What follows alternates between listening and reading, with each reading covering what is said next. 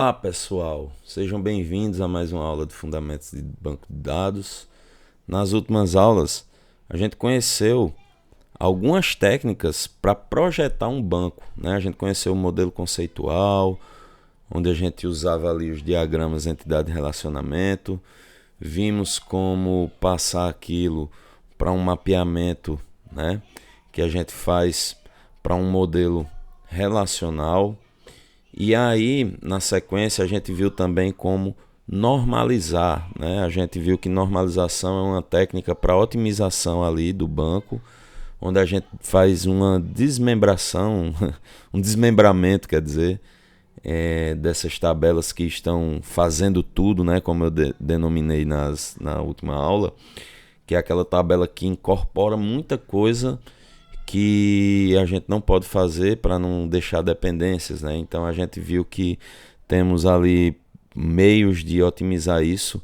A gente viu até a terceira forma normal, que era como a gente podia ir desmembrando essas tabelas, né? E agora a gente vai ver a parte mais prática, né? Agora imaginando que a gente passou por esse processo de definição, né, do banco, de projeto.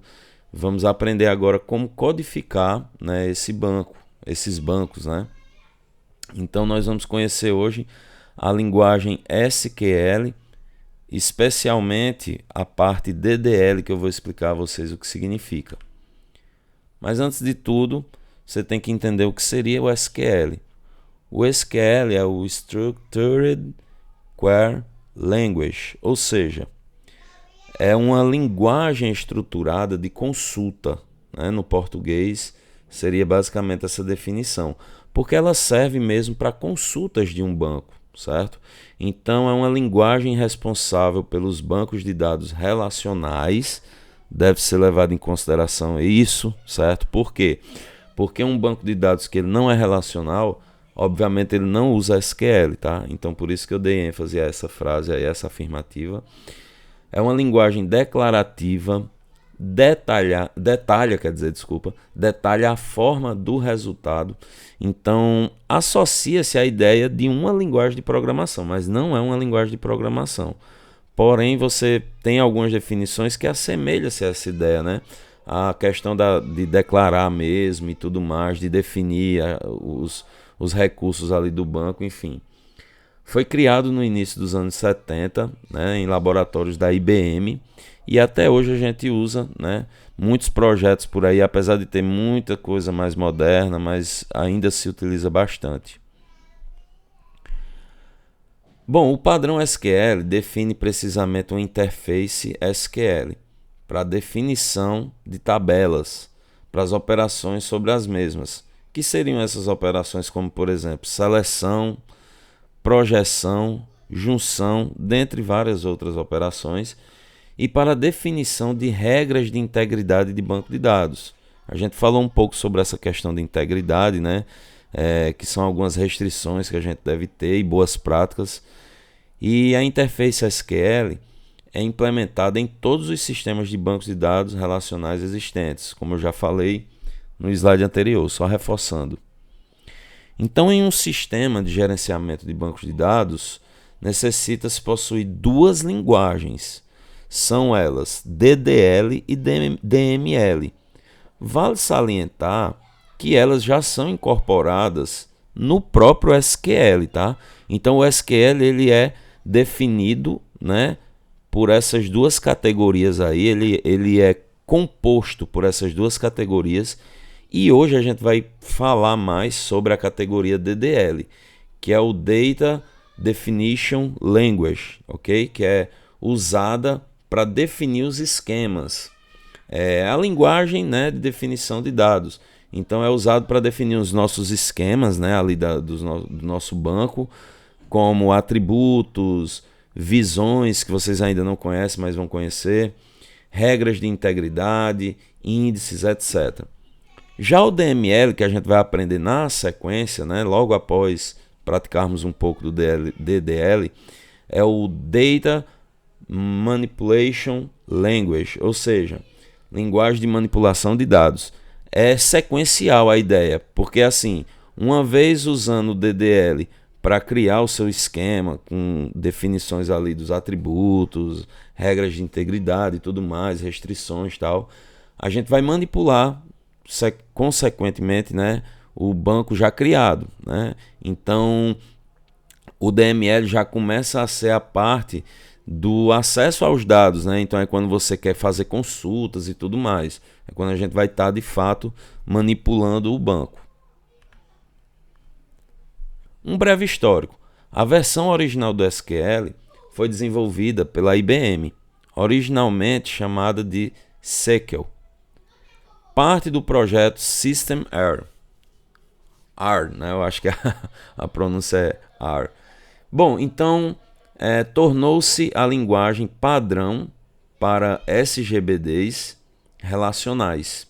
Então, universalmente, né, qualquer SGBD relacional trata nativamente de SQL, ok? Interpreta nativamente SQL.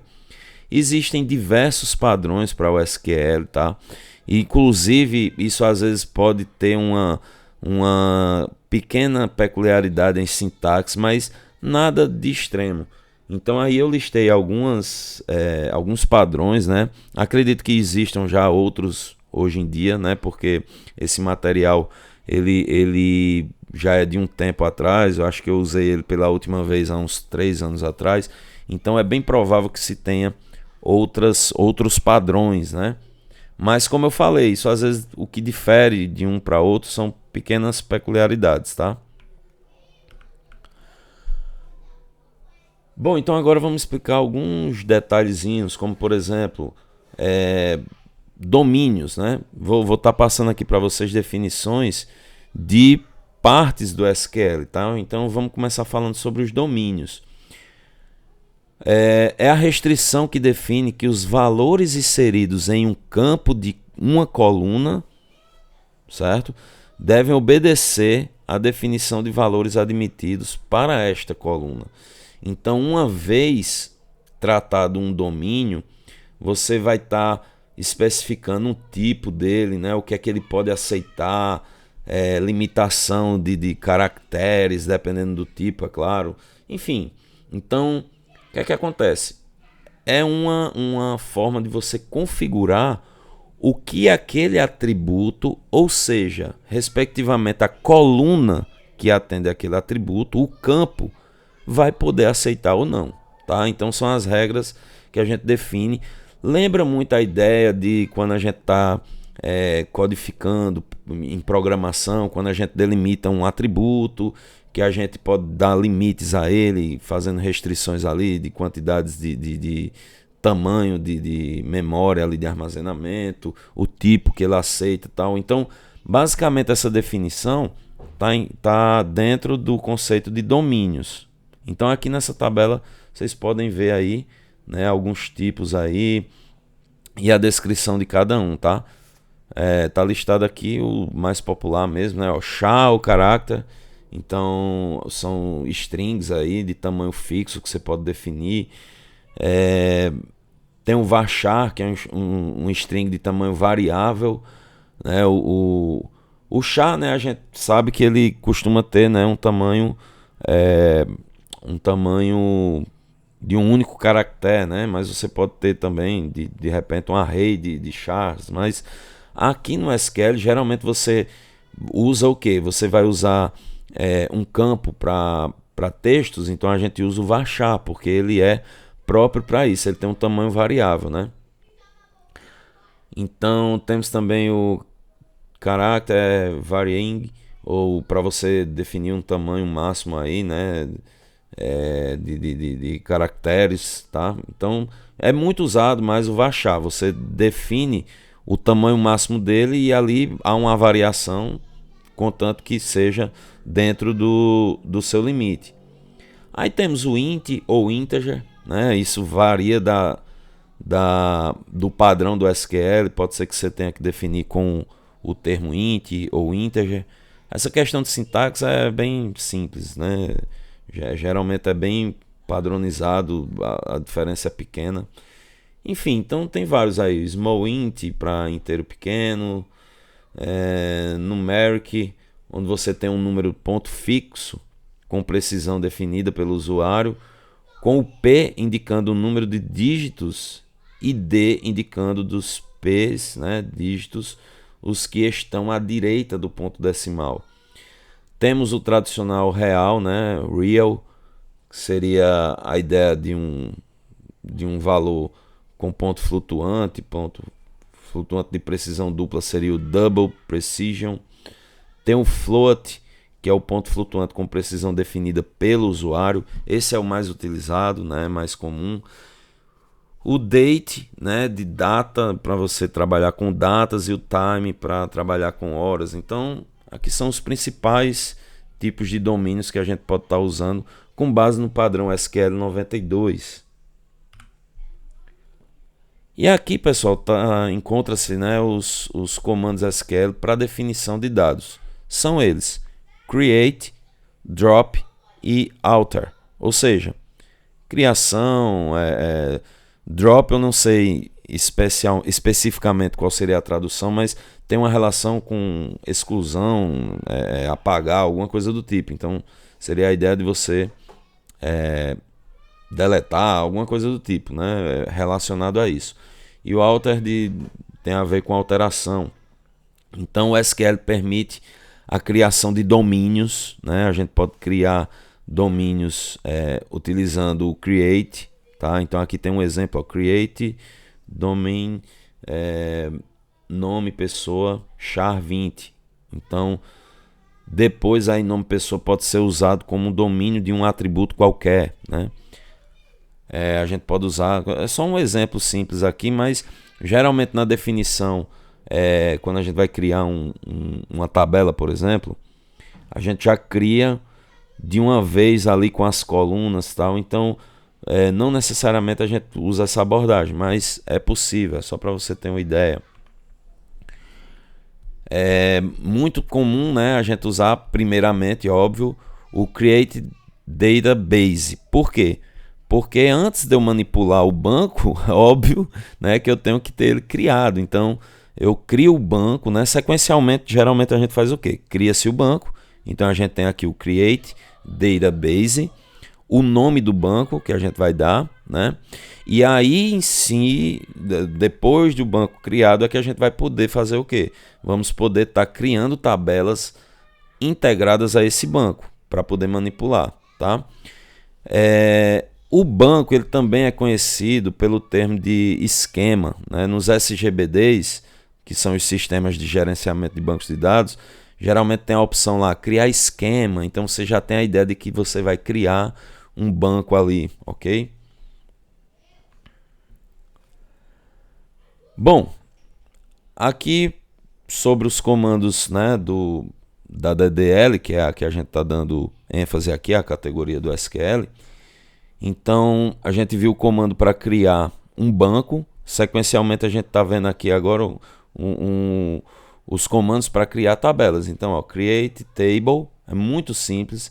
Aqui você especifica uma nova tabela ou relação, como a gente conheceu também o termo, dando o seu nome e especificando as colunas, que são os atributos, cada uma com seu nome, tipo e restrições. Então a sintaxe é bem simples.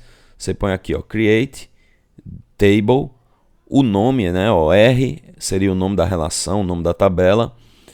A1 e D1 tem aqui, ó, a legendazinha. AI é o nome do atributo, tá? Eu botei como I aqui para ser variável, porque aqui a gente pode ter uma lista de colunas para criar nossa tabela, né, que são os campos. Então, AI é o nome de um atributo e DI é o domínio, né? Então é a tipagem aqui que a gente pode ir definindo. Por exemplo, a gente poderia ter aqui nome varchar, né, para dizer que é nessa tabela R, né, vai ter um campo que é o nome. E por aí vai, você pode ter uma lista aqui. E na sequência você pode ter regras de integridades, né? Principalmente regras de integridade de chave. O que são isso? São boas práticas, né, que a gente aplica, criando restrições aí, algumas regrinhas, para evitar problemas de violação à integridade de chaves, por exemplo, né? A chave primária a gente sabe que não pode ser nula, não é interessante que ela se repita, tal. Então tudo isso a gente configura aqui também. Bom, em relação aos atributos, as definições dos atributos têm o seguinte formato: atributo, tipo, e aqui dentro a gente pode definir algumas configurações para esse atributo, onde atributo seria o identificador dele, ou seja, o nome do atributo que está sendo definido, no caso o nome ali do campo, né, da coluna da nossa relação. Tipo de dado, né? Tipo do dado seria justamente o domínio do atributo, que a gente já debateu um pouco atrás, né? Que é o domínio do atributo, então é o tipo dele aqui que a gente define. O not null, ele expressa que o atributo não pode receber valores nulos. Então, configuração, né? Uma definição que eu dou aqui para que eu garanta que nenhum valor nulo vai ser passado, né? Ou seja, se o cara não digitar nada, né, acaba anulando ali o campo, então ele não vai aceitar isso, né? Ele não vai poder receber valores nulos. Unique é uma definição para indicar que o atributo tem valor único na tabela, ou seja, ele não pode se repetir. Qualquer tentativa de se introduzir uma linha na tabela contendo um valor igual ao do atributo será rejeitada. Então observem que são características que a gente pode aplicar muito bem em chaves primárias, né? Se vocês forem observando, ó, não pode ser nula, não pode se repetir. E default, valor, indica um valor a ser atribuído ao atributo caso não seja determinado um valor na inserção. Então, por exemplo, digamos que aqui é um atributo de campo numérico e eu quero que ele inicie a partir de 10. Então eu colocaria aqui, né, default 10, tá? Para indicar que ele iniciaria com esse padrão aí de valor. Aqui eu estou falando sobre algumas regras de integridade, mostrando aqui que no uso da DDL a gente pode definir aqui, por exemplo, a integridade de chave, né? Lembrando que aí vocês podem estar estudando sobre isso e ver os termos aí, né? Constraints, né? Eu acho que é essa a pronúncia, que significa restrições. Então, por exemplo, quanto a regras de integridade de chave, né? Então, você pode definir um atributo chave, principalmente como chave primária, utilizando o comando primary key. Então você vai definir ele como chave primária. O atributo ali vai ser uma chave primária. Integridade referencial. O que seria a integridade referencial? Seria você relacionar uma tabela com outra. Então você usaria o comando foreign key, né, no atributo ali.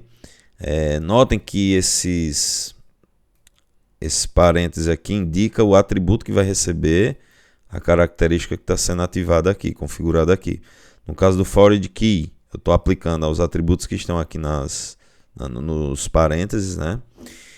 E references, né? Aqui é a referência que ele faz a uma outra tabela, em específico um atributo lá que, né, dá esse link, né? Uma tabela a outra. Então, relembrando aqui quando a gente estava trabalhando com diagrama entidade-relacionamento,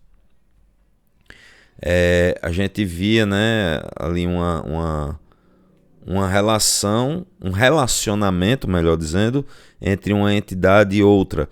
Então, na prática, quando a gente está codificando isso num banco, a ligação que você consegue fazer entre uma relação e outra, ou seja, entre uma tabela e outra, é por intermédio dessas foreign keys, que são as chaves primárias. É você pegar um campo de uma tabela e fazer um link com outro campo em outra tabela.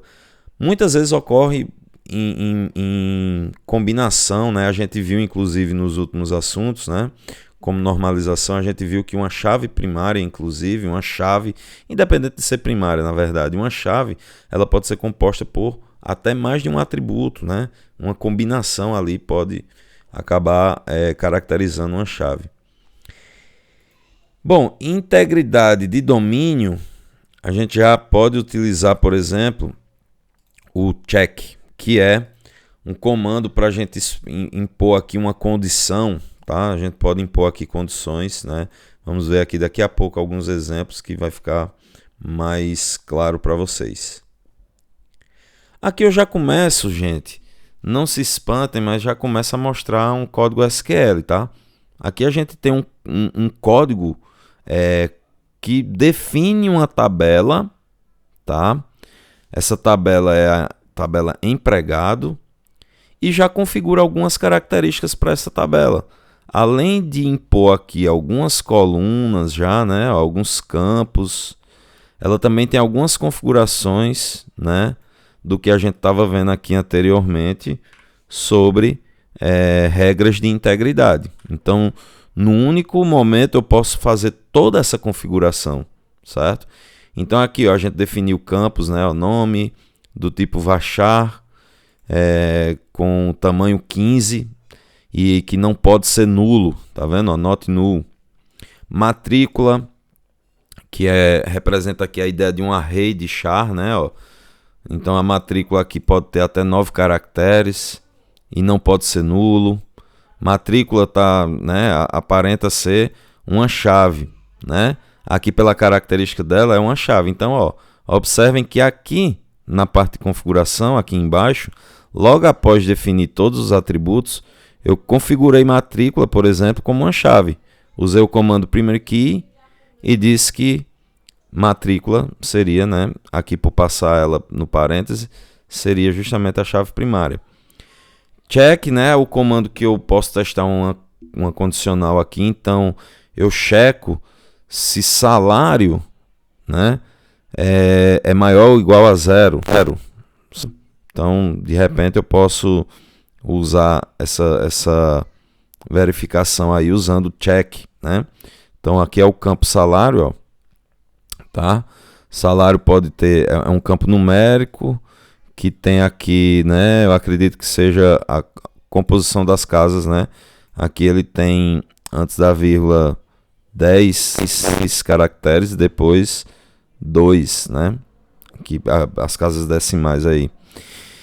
E então assim, o check ele pode verificar isso, né? Ele pode verificar se o salário é maior ou igual a zero, né? Forward key vai aplicar, né, a supervisor, o campo supervisor aqui, como sendo agora uma chave estrangeira. O que seria uma chave estrangeira? É uma chave que faz referência a um campo em uma outra tabela. E essa referência está explícita aqui, ó, a referência na tabela departamento, né, ó. Notem que a gente está criando a tabela empregado, subentendendo que existe também uma tabela departamento que inclusive tem um campo matrícula. Então, eles vão se relacionar aqui para fazer esse link, né, um relacionamento entre essas duas tabelas. Temos aqui uma outra forward key, né, que é a departamento, né, ó, DEPTO, né, abreviado aqui, que faz referência também à tabela departamentos, que contempla um campo chamado CODE-DEP, né, de código do departamento. Então, aqui um exemplo, né, de código SQL, para vocês verem que quando esse comando for executado, já é criada a tabela com todos esses campos já configurado com os seus domínios, suas restrições, bem como também a definição aí, né, de primary keys e forward keys, né, das chaves primárias e estrangeiras e tudo mais. Então, em um único momento, tudo isso será configurado.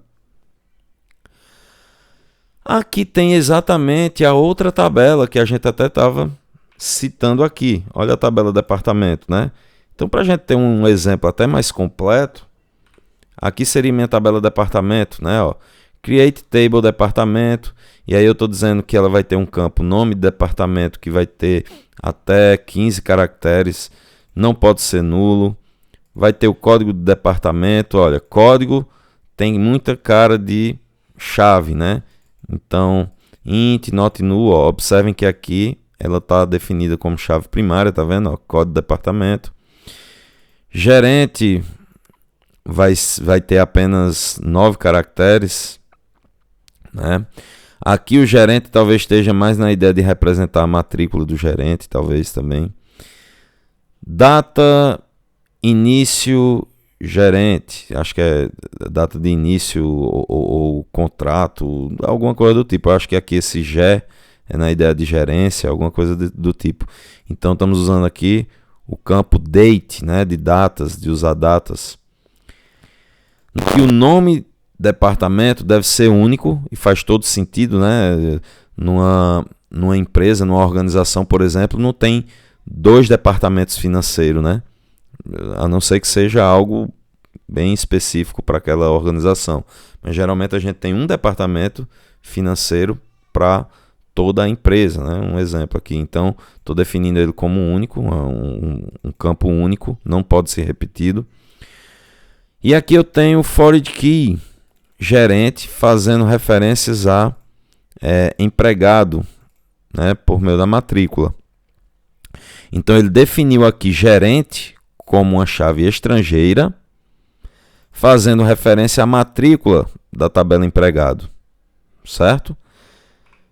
Lembrando que a gente tem aqui matrícula da tabela empregado, né? E olha que interessante, ó. Aqui nós temos, aqui para baixo, né? Nós estávamos falando sobre departamento. Então, ó, só para a gente ver aqui, ó, matrícula também. Cadê? Matrícula não, desculpa. Na verdade eu estava querendo ver isso aqui, ó. Débito, né? Departamento. Ele está aqui como chave estrangeira, fazendo referências também, né? Ó, porque tem que ser recíproco, tá? Então notem que lá em departamento, por sua vez, nós temos código de departamento. Então, ó, notem, repetindo aqui, reforçando, né? Ó, gerente aqui é uma chave estrangeira que faz referência com matrícula lá de empregado. Tá aqui, ó, matrícula da tabela empregado. E por sua vez, departamento aqui, abreviado, débito, né? Faz referência com o código do departamento da tabela departamento, ó. Código departamento da tabela departamento. Então é recíproco aí, tá? E geralmente a gente pega, né, uma chave, tá vendo? Ó, aqui ele é chave primária, né? E, inclusive matrícula lá em empregado também é chave primária. Beleza? Lembrando que há a possibilidade das combinações também, pessoal. Combinação, né, de muitas vezes uma chave é representada em uma tabela por intermédio da combinação de 2 campos, né, de 2 colunas. A tabela estudante tem aqui nome, ID do estudante, ó, um caractere aqui até 10 dígitos, né? Nível e por aí vai. Sua chave primária é ID de estudante. Ah, professor, e por que geralmente nem sempre a chave primária é só número numérico? Não sei se vocês já viram, mas existem matrículas, dependendo da organização, que se usam também letras, né? Então, assim, de repente é um ID que está sendo representado por uma matrícula que tem lá tanto textos, né? Aliás, letras como números. Então, o ideal é definir como char, delimitando apenas o tamanho máximo aí dessa cadeia de caracteres, né? Então, nesse caso aqui, ó, ID estudante é a chave primária. E aqui ele faz uma checagem, ó, ele faz um condicionamento, né? Ó. Ele verifica se o nível, né, é esse aqui, ó, o nível, para quem não estava, né? A gente tem aqui bacharelado, mestrado ou doutorado. Então tem que estar em um desses 3 níveis aqui, tem que ser acrescentado.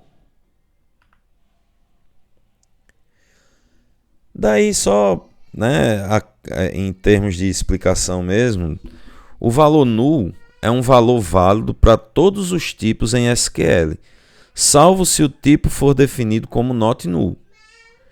Sabemos que uma chave primária não pode conter valores nulos e repetições.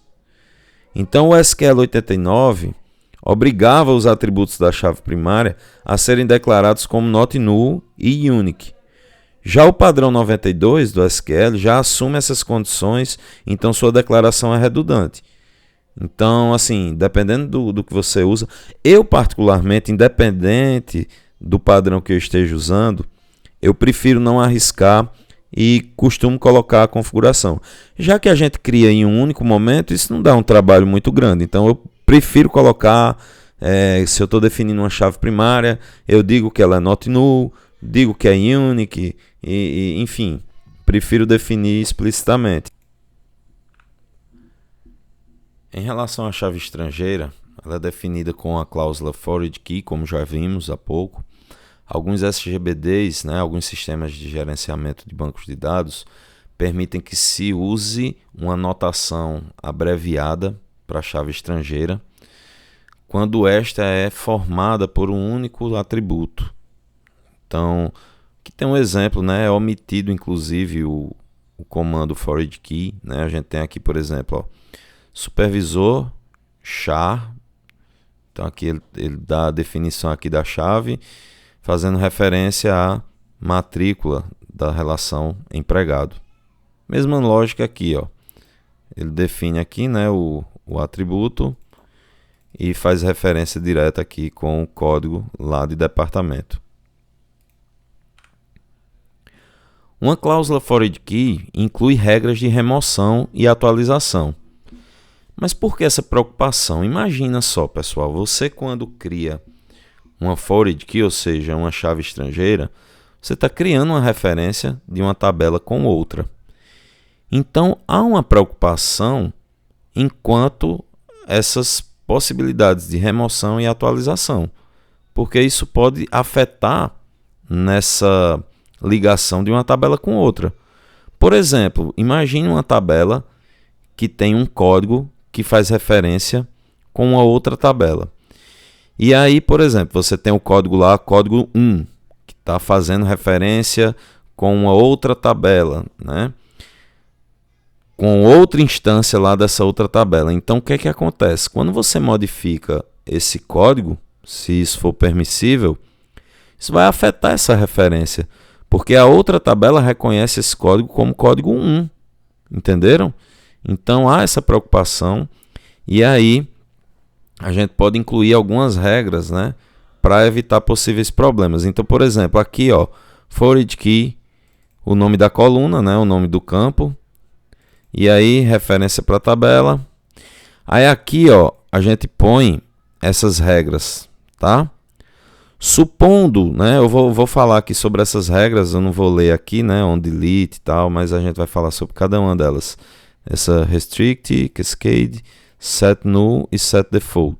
Então, supondo que T2, uma tabela T2, tem uma chave estrangeira para a tabela T1, vejamos as cláusulas onDelete e onUpdate, que são essas duas cláusulas aqui, para incluirmos as regras de, respectivamente, remoção e atualização. Então, falando um pouco primeiro sobre a cláusula onDelete. Então, a gente tem aqui o restrict. Significa que uma tentativa de se remover uma linha de T1 falhará se alguma linha em T2 combina com a chave. Em resumo, ele vai falhar, se identificar uma referência. Apenas isso. Repetindo aqui, significa que uma tentativa de se remover uma linha na tabela T1 falhará se alguma linha em T2 combina com a chave de T1. Ou seja, uma ligação de referência existindo se tivesse sido implementada com o comando restrict, então a tentativa vai falhar. Então vale salientar isso, eu tenho que ter aplicado a restrição, tá? Aqui na verdade, no onDelete, eu tenho que ter aplicado a restrição. Do contrário, ele vai permitir, entendeu?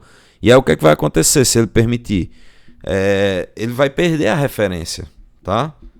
O que acontece é isso, ele perde a referência. O cascade, a remoção de uma linha da tabela 1 implica em remoção de todas as linhas de T2 que combinam com a chave de T1. Então notem que é algo bem relativo. Essas restrições têm que ser definidas em concordância com o seu programa, com o domínio do seu programa ali em específico de algumas operações aí em algumas entidades. Então se a gente tem uma dependência ali forte, né, de uma tabela que se relaciona com outra, né, no externo, então o que é que acontece? Você pode usar o Cascade, que dá a ideia desse efeito cascata, onde a partir do momento que houver a remoção de uma linha T1, a sua chave estrangeira está fazendo referência com a tabela T2, aonde houver ocorrências que são instâncias ali, ou seja, outros registros, ele vai remover todos também, tá? Então deixa eu ver se eu dou um exemplo aqui. Imagina que você tem uma tabela cliente, né? E aí na tabela cliente você tem uma coluna locações que faz referência com uma tabela locações do ano, por exemplo. As locações que o cliente fez ao ano tem uma tabela, não sei bem se faz sentido, mas imagine que nessas locações do ano tem um registro de todas as locações que já ocorreram. Então o que é que acontece? Vamos supor que ele está tendo essa referência e aí digamos que você tem em locações do ano, você tem a referência por meio de um campo que sei lá, do mês, né? Mês de janeiro. Então você pode ser que tenha lá vários registros do mês de janeiro que você alugou, né? Vamos supor 3, se for uma locadora de filmes, né? 3 filmes, né? Isso para a galera da geração atual, né? Não faz nem muito sentido. Mas enfim, vocês, não sei se vocês conheceram esse tipo de locadora física, né? Mas vamos supor que estamos nesse esquema. E aí, se eu tiver o efeito Cascade aí aplicado, quando eu remover essa referência de locações de janeiro, lá da tabela, né, do cliente, ele vai remover todas as instâncias que tem essa referência lá linkada. Entenderam? Então é basicamente isso. Já o set null, a remoção de T1 implica em colocar null em todos os atributos da chave estrangeira de cada linha de T2, que combina, né, com, respectivamente, T1. Então, o que é que acontece? Quando você seta, né, a opção null, né, você usou aqui na... Opa, ele pulou, cadê? Quando você seta aqui essa restrição, né, essa regra, o que é que ele vai fazer? A remoção feita em T1 vai implicar em colocar null em todos os atributos da chave estrangeira lá. Então, para o exemplo da locadora, em vez de ele remover todos os campos ali das ocorrências de janeiro, ele vai setar todos como nulo, entenderam? E set default implica que a remoção, né, de uma linha em T1 implica em colocar valores default nos atributos da chave estrangeira de cada linha de T2 que combina com T1. Então, em vez de colocar nulo, ele coloca um valor default. Por exemplo, sei lá, digamos que eu aplique para o set default, eu coloque lá um textozinho, referência apagada. Um exemplo, né? Então, quando isso tiver sido feita essa remoção lá em T1, os campos vão ser atualizados com esse dado. Esqueci como foi que eu tinha dito o termo, mas vamos supor, valor referência apagada, eu acho que foi esse o termo que eu usei, não foi? Foi referência apagada. Então é basicamente isso. Para o update, né, você tem aqui alguns recursos muito assim relacionados, né, porque você tem os mesmos comandos aí, né, de regras, só que usando na ideia de atualizações. Qual é a diferença? Você remover um registro, você exclui ele da tabela. E você atualizar, você está fazendo uma modificação nele. Então é só associar tudo isso, basicamente, à técnica de atualização. Então, restrict, né? Então, atualização de um atributo da tabela 1 falha se existem linhas em T2 combinadas a ela, né? Então, quando você quer deixar restrita aí, você vai impedir que se faça uma atualização, né? Quando se há uma referência com a tabela 2. Cascade, ele tem a atualização do atributo da tabela 1, né? Onde ocorre, né, nas linhas que combinam com T1 lá em T2, também serem modificadas, né, atualizadas, conforme. Então, dependendo da sua necessidade, é uma opção interessante, né? Você atualizou lá, então surte o efeito cascata de atualizações na tabela 2. O set null, você tem a atualização da tabela 1, que implica que valores da chave estrangeira em T2, nas linhas que combinam, quer dizer, com T1, são postos para null. Então, quando você fizer a atualização do campo na tabela 1, as referências lá da tabela 2 vão ser atualizadas para null, né? Diferença para o delete é porque você apagaria o registro. Aqui o registro permanece com a atualização, com a alteração do campo em T1, e lá na T2 vão ficar todos nulos, né? Os que fazem referência. O set default, a diferença é que em vez de nulo, após a atualização do campo na T1, a tabela T2, né, vai ter os campos atualizados, os campos de referência, com um valor padrão que foi determinado. Beleza? Exceções de integridade podem ter um nome e serem especificadas com a cláusula constraint, né, de restrições. Isso permite que possamos no futuro eliminar, né, usando esse comando aí drop, ou até mesmo alterar usando o alter. No caso, eliminar ou alterar essa restrição. Então o exemplo a seguir mostra o uso de restrições default, onDelete e onUpdate. Então temos aqui na criação, né, de uma tabela empregado, a gente pode ver que na integridade aqui, ou melhor, na configuração, né, de integridade de chave estrangeira, eu estou usando o onDelete set null, né, e onUpdate cascade, que a gente viu, né, no exemplo ali. Eu estou dizendo então que ao deletar, né, setar os campos da tabela de referência, né, que tem um link, né, para essa tabela empregado, setar como nulo, né, as ocorrências que tem lá da chave estrangeira, né, que faz contato com a chave estrangeira, bem como eu também usei aqui o onUpdate, né, para na atualização ele aplicar também o efeito cascata, né, que a gente viu.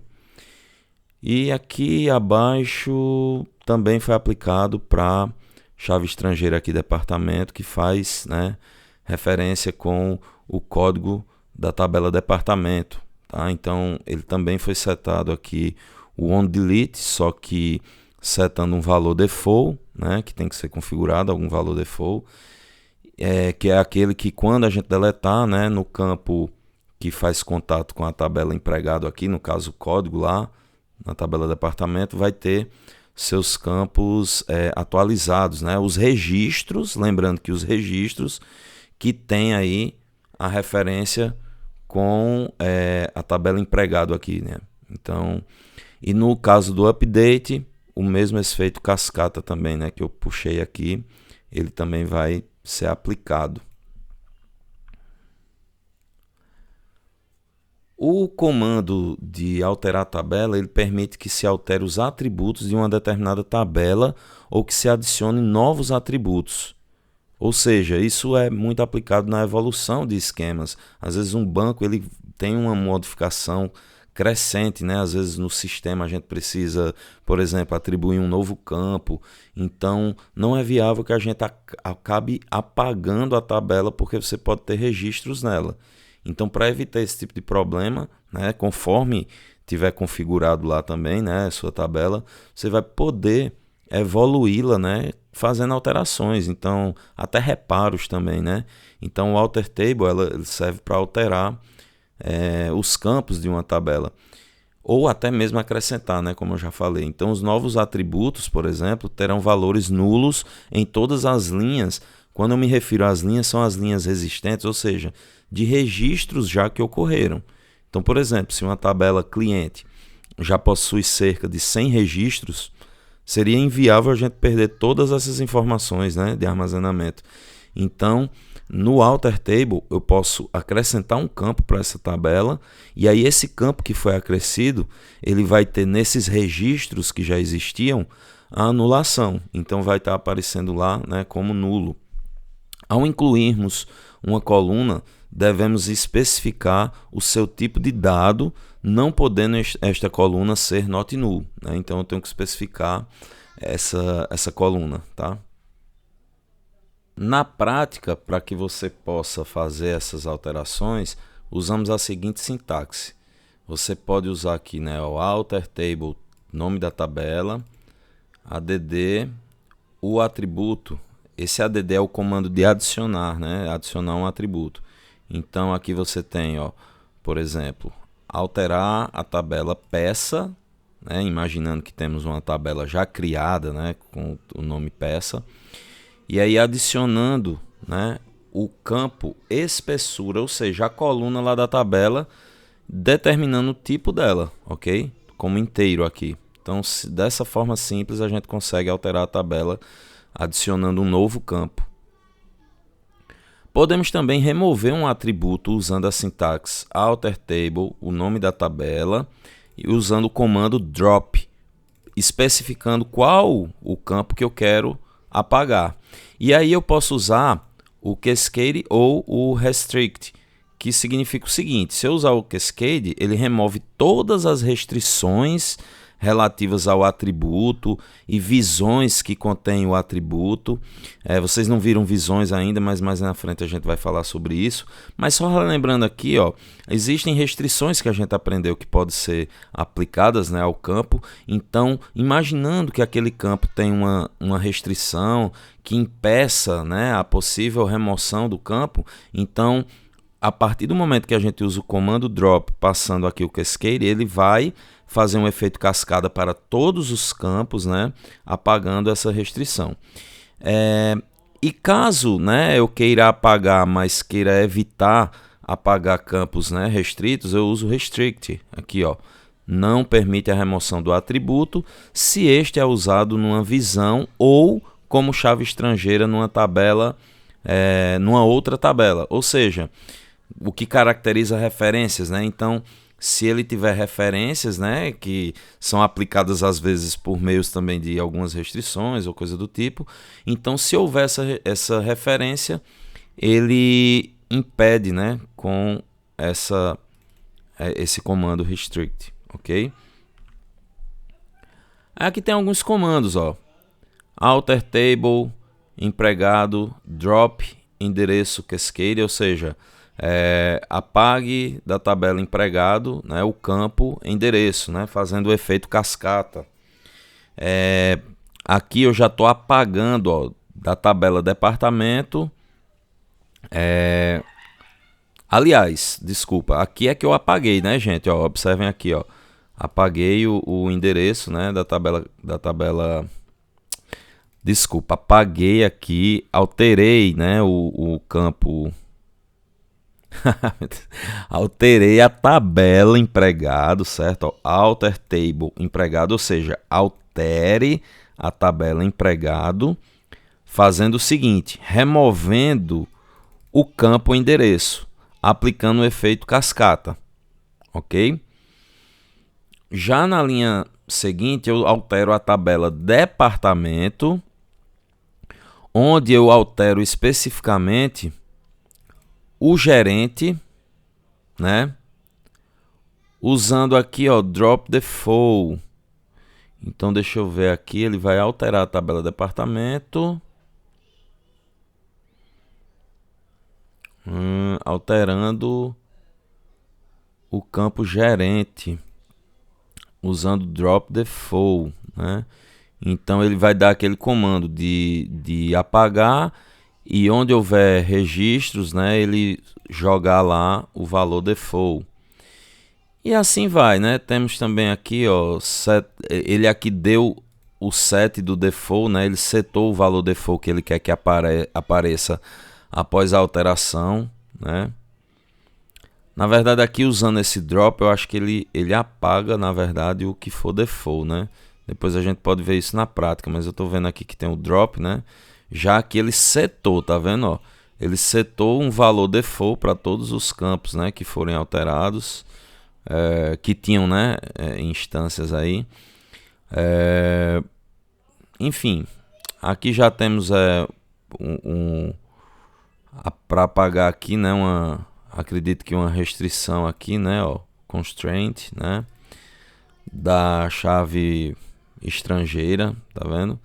Então assim, o alter ele é usado para fazer vários tipos de alterações, né? Aqui, ó, já é adicionando, fazendo a ação contrária, né? Aqui eu dropei, ou seja, eu apaguei uma restrição, aqui eu adicionei uma restrição. Beleza? Transformei aqui, ó, aqui eu tinha removido a chave estrangeira, né? A definição de chave estrangeira, aqui eu adicionei de volta, tá? E aí, né, eu estou especificando aqui as referências, né, ó. Na outra tabela lá, empregado, a referência é matrícula, tá? Então a gente vai ver tudo isso na prática, né, pessoal? Aqui eu estou mostrando um leque de opções.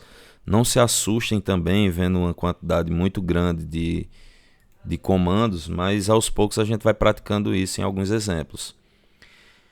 Eu posso também remover, né, apagar definitivamente também uma tabela inteira e não só um campo. Então para isso eu uso o comando drop table, e aí ele vai remover do banco que eu havia criado, né? Então drop table, o nome da tabela. Então aqui, ó, por exemplo, drop table peça, né, que é aquela tabela, que é aquela tabela que a gente exemplificou há pouco, né? Então assim eu excluo uma tabela do meu banco. Lembrem-se, gente, ó, um banco de dados ele tem um conjunto de tabelas, né? Funciona dessa forma. Então a gente começa primeiro criando, né, create database, o banco de dados lá, e aí vamos criando as tabelas para esse banco e por aí vai. Podemos também especificar índices em SQL, certo? O SQL possui comandos para criar e remover índices em atributos de relações base. Faz parte, né, também da SQL DDL aqui, da categoria que nós estamos aqui, né, conhecendo. Então, um índice, né, é uma estrutura de acesso físico que é especificado em um ou mais atributos de um arquivo, permitindo um acesso mais eficiente aos dados. Se os atributos usados nas condições de seleção e junção de uma consulta, né, a gente costuma chamar de query, são indexados, o tempo de execução da query é melhorado. Então, quando você aplica a indexação, você tem uma certa otimização no banco também, certo? Então, talvez a gente venha algum exemplo, mas só para criar, pelo menos para vocês entenderem como é que poderia criar um índice para um campo, você cria aqui, ó, create index, o nome do campo, né, e a tabela a qual ele pertence, né, ó. Index, nome aqui para, na verdade, o nome do campo não, desculpa, o nome do index, né, ó. Ele definiu aqui o nome do index, ó, nome empregado index, né, fazendo uma analogia aqui. Esses nomes aqui, gente, é proposital para a gente poder ter uma ênfase maior, tá? Mas na prática vocês podem usar nomes bem melhorados. E aí, para ficar mais fácil de vocês interpretarem, eu coloquei aqui assim, ó, create index. Aí eu dou um nome, eu tenho que dar um nome ao índice, tá? Então, para fazer referência a empregado, eu botei aqui nome empregado index. Aí, ó, on empregado. Aí eu passo o nome, né? Que é o campo, tá? Referente, que vai ter um index que referencia ele. Então, por default, ele vai funcionar em ordem ascendente. Ou seja, à medida que ele vai criando esses esses valores para um index, né?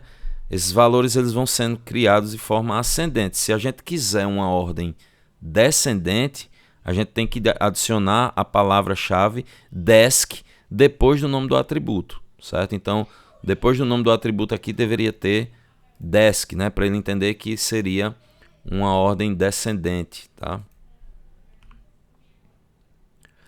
Para especificar a restrição de chave, usamos a palavra unique, né? Eu já citei aqui, mas a gente acabou não aplicando na prática. Mas como eu falei a vocês, quando a gente está trabalhando com algum padrão mais atual de SQL, né? Se você definir, por exemplo, uma chave como primary key, então muitas dessas configurações já estão implementadas de forma default, né? Inclusive a ideia de um auto-incremento, né? Que é o que eu mostrei há pouco, mais ou menos, do índice ali, ele vai sendo auto-incrementável, ou seja, se você criar um código para uma tabela, né? Para uma tabela lá, você vai ter sempre sozinho, isso é contabilizado, ou seja, o código lá vai ser 1, 2, 3, 4, enfim.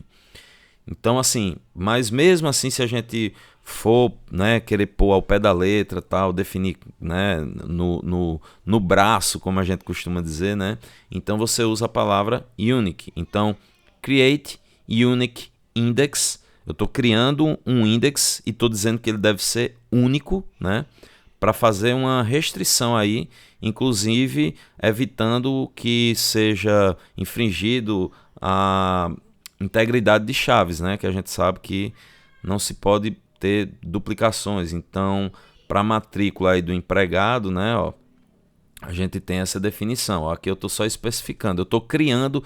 Notem que eu estou criando o index, assim como a gente criou anteriormente, e ainda configurando ele como um único, tá? Dizendo que ele é um índice que representa matrícula, né? O índice de matrícula, e que ele deve ser único, não deve ser repetido.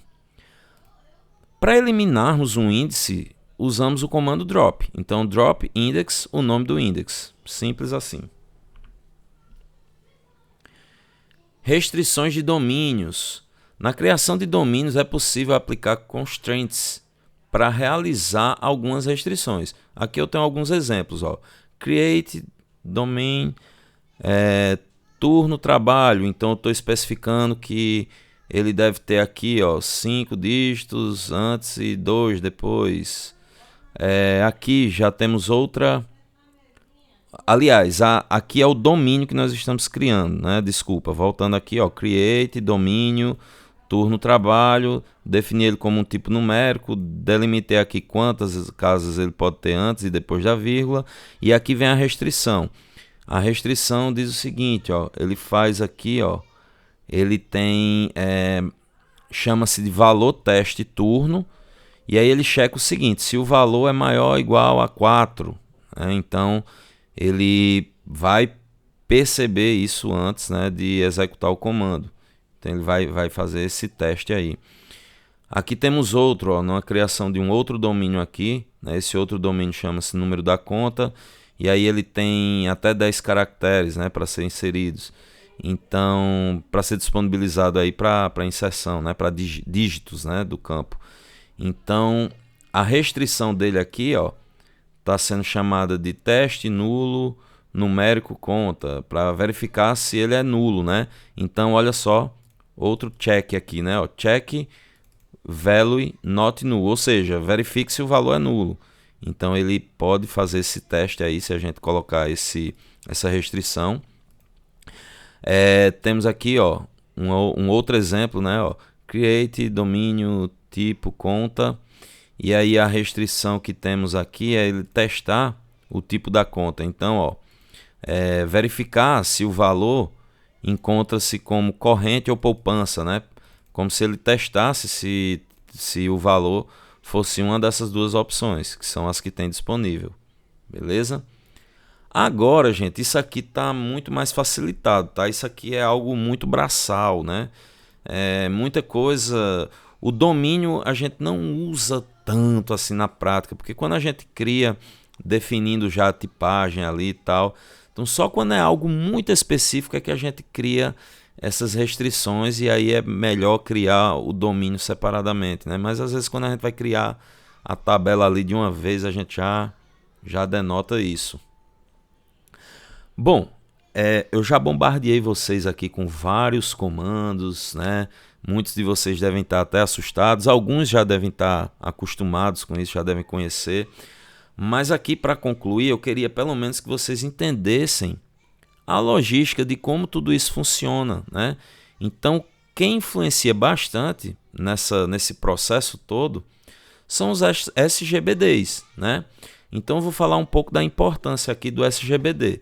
Lembrando que o SGBD são os sistemas de gerenciamento de banco de dados. E o que seria um sistema de gerenciamento de banco de dados? A gente viu isso no começo da disciplina, mas a gente não dá muita ênfase. E agora, como a gente vai utilizar alguns, então eu acho prudente falar um pouquinho aqui e lembrar vocês. Nada mais é do que um software que possibilita a definição de estruturas para armazenamento de informações e fornecimento de mecanismos para manipulá-las. Então, na prática, simplificando o que eu acabei de dizer aqui, é um software que você, com ele, pode criar os bancos e manipular os bancos, né? Então, ele é um facilitador, tá? do programador, ok? Então, quando eu tenho aqui, inclusive, né, nesse desenho aqui, nessa arquiteturazinha aqui que eu criei, eu tenho aqui no início usuários, tá? Que usuários a gente pode associar aos programadores. Porque geralmente quando você está desenvolvendo uma aplicação, né, um programa de aplicação, você, com certeza, além da interface gráfica, vai se preocupar com a parte do banco de dados. Hoje em dia a gente até tem uma classificação, né? Quem está pagando pelo web comigo aqui, acredito que alguém deve estar pagando desenvolvimento web, não é nem pelo web, pelo web é programação web, desenvolvimento web. Só relembrando que assim, a gente tem uma classificação hoje, né, do front-end e back-end, né? Então, o back-end ele preocupa-se, né, justamente com o lado servidor, que é a parte ali onde tem o banco de dados também, né? Então, assim, nesse ponto, o programador é quem está lidando diretamente com o SGBD, né, com o sistema de gerenciamento de banco de dados. Ele que está desenvolvendo ali o software, né? Às vezes tem um cara que tem a função específica mesmo, né? De banco e tal, mas geralmente é um cara que tem conhecimento também com programação. Então ele é o responsável por, com base no projeto, né? Trabalhar com o SGBD para criar para esses programas aqui de aplicação, né? Que eu botei aqui, ó, para criar o banco. Vamos falar primeiro sobre a criação do banco. Então o SGBD é o software que vai intermediar isso, ou seja, sob essa plataforma aqui, que é o SGBD, eu como programador vou criar para minha aplicação um banco. Então ele vai e cria.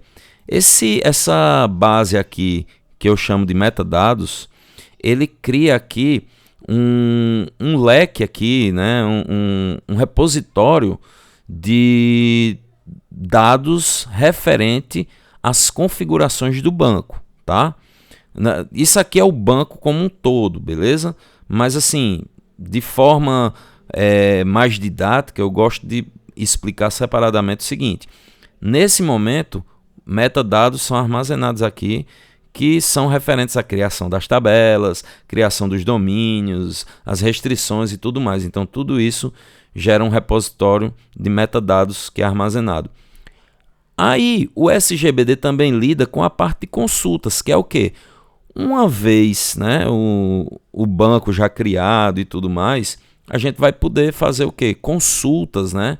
Então, o SGBD vai poder também intermediar isso. Então, os usuários não se resumem a apenas o programador, mas o usuário final também daquela aplicação, ele vai depois, mesmo que ele não veja explicitamente, mas ele vai estar fazendo constantemente consultas ao banco. Como assim? Por exemplo, o cara que está usando essa aplicação, que vai fazer um cadastro de um cliente, por baixo, ele não está enxergando, mas por baixo está codificado uma forma de inserir, né, no banco um registro, uma determinada tabela, né? Então, esses registros, as consultas no geral também, de buscas, alterações, tal, tudo isso, né, o SGBD vai estar intermediando, ok?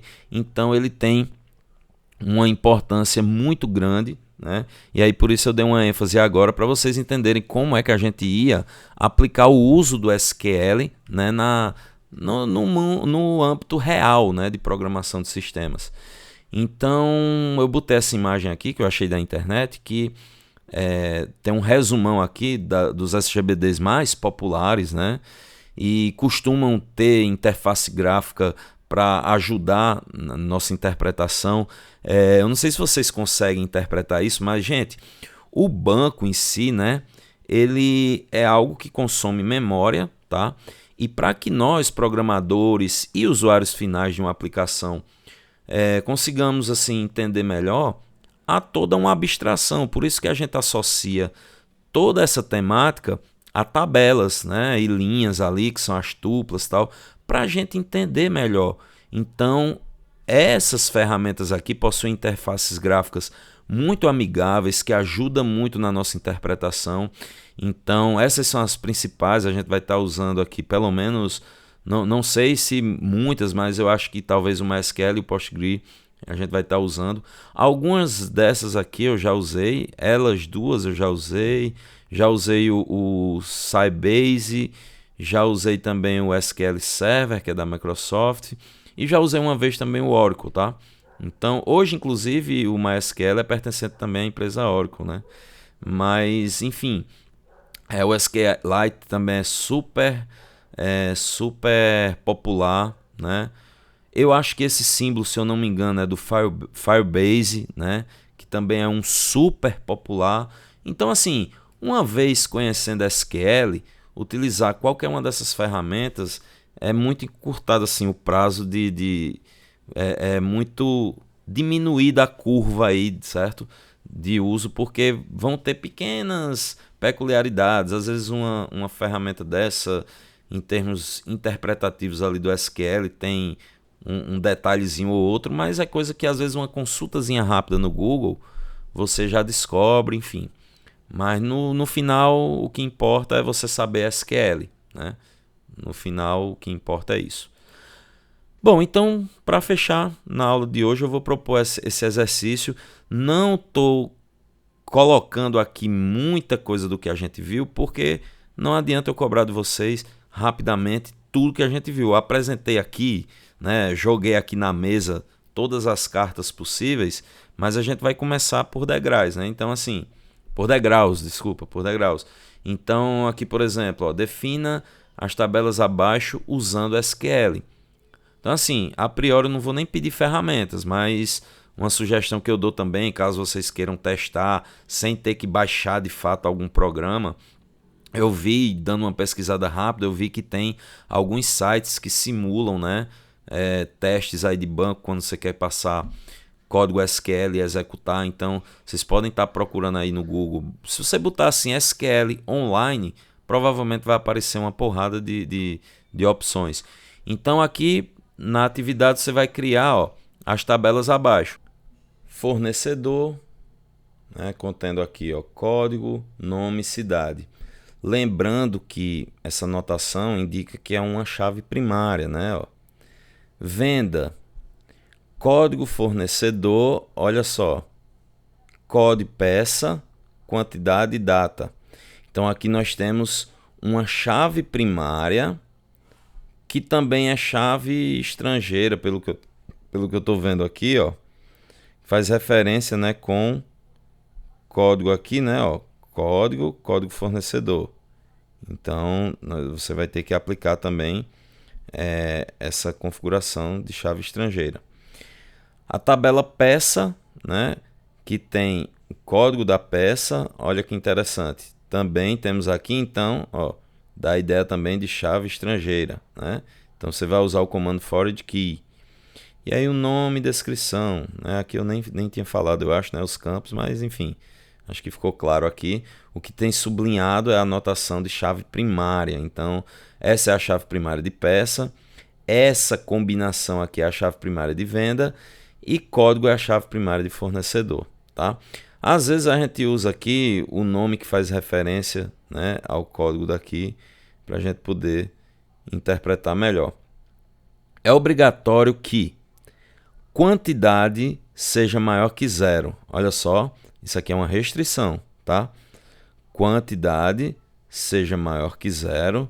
Então é aqui na tabela venda, você vai ter que atribuir essa restrição aqui, a quantidade. E que nome da peça não seja nulo. Então eu vou também aplicar essa configuração aqui, né, essa restrição ao campo nome, beleza? Então com calma, vejam de novo os slides aí, vejam o vídeo da aula que está gravada aqui, com calma, para tentar fazer esse exemplo aí, esse exercício, ok? Então, gente, muito obrigado pela atenção de vocês. Espero que vocês tenham entendido. Qualquer dúvida é só entrar em contato comigo, tá? Tchau, tchau e até a próxima.